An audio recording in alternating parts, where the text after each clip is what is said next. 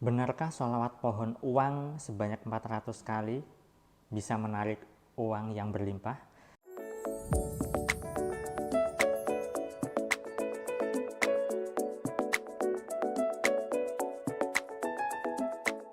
Assalamualaikum warahmatullahi wabarakatuh. Jumpa lagi dengan saya, salam dan salam berlimpah.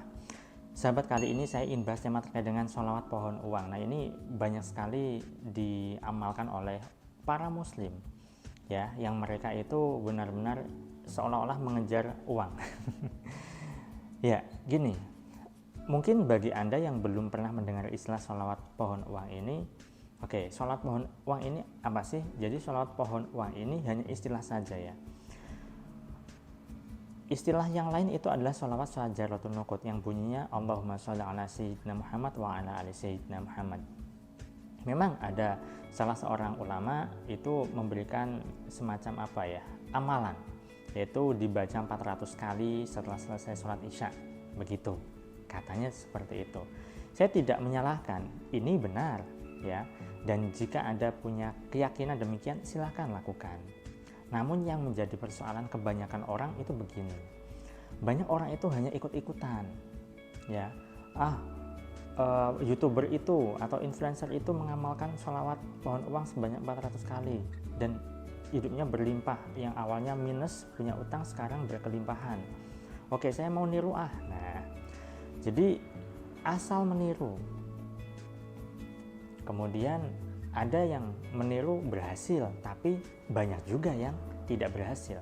Sebenarnya bukan tidak berhasil sih, tapi ada hal yang kurang tepat dalam niatnya.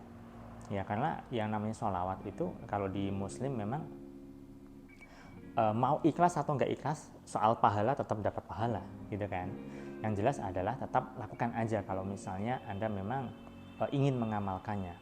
Tapi yang menjadi titik persoalannya itu adalah ketika melakukan sholawat atau mengamalkan sholawat itu atau amalan apapun lah, ya, itu diniatkan untuk mendapatkan, ya, diniatkan untuk mendapatkan uang misalnya, diniatkan untuk mendapatkan rezeki misalnya, diniatkan untuk mendapatkan keberlimpahan misalnya. Oke, itu tidak masalah. Tapi kalau misalnya terlalu ingin, nah ini yang menjadi persoalan. Nah, kebanyakan orang yang gagal, ya, bisa jadi adalah terlalu berkeinginan untuk mendapatkan hasilnya, gitu. Tapi orang-orang yang berhasil adalah mereka udah bener nih niatnya. Pertama adalah niat karena Allah, ya. Kemudian yang kedua adalah niat bermunajah kepada Allah lewat sholawat.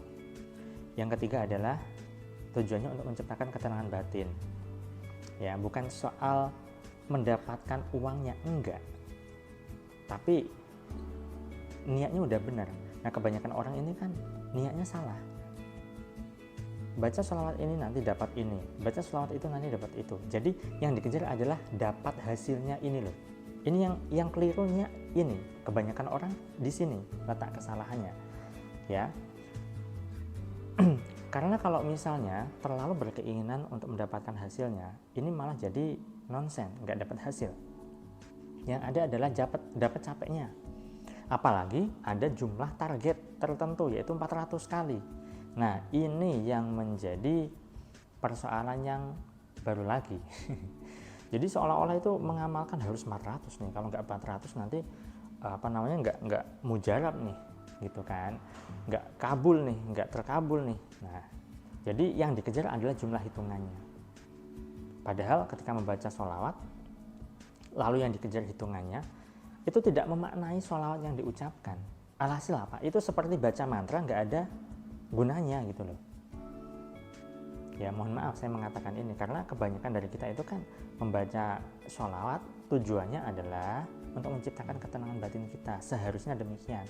Tetapi kalau misalnya baca sholawat dengan jumlah tertentu, lalu yang pertama diniatkan karena harus ada target jumlah, yang kedua adalah harus mendapatkan hasil. Nah, ini kesalahannya di sini nih. Ya, maka dari itu Anda kalau misalnya ingin mengamalkan sholat, ya udah amalkan saja, tapi diniatkan dengan benar, ya. Soal mendapatkan hasil itu adalah bonus kok. Justru gini, kalau misalnya Anda tidak terlalu berharap hasilnya, itu hasilnya malah cepat. Tapi kalau misalnya Anda terlalu berharap hasilnya, itu hasilnya malah lama. Bahkan bisa jadi Anda akan kelelahan, capek, dan putus asa untuk mengamalkan amalan sholawat ini. Begitu. Jadi benarkan dulu ya niatnya, karena tidak semua orang itu paham konteks keilmuannya. Hanya ikut-ikutan, hanya niru, tapi nggak paham esensinya seperti apa. Jadi yuk benarkan dulu niatnya ya.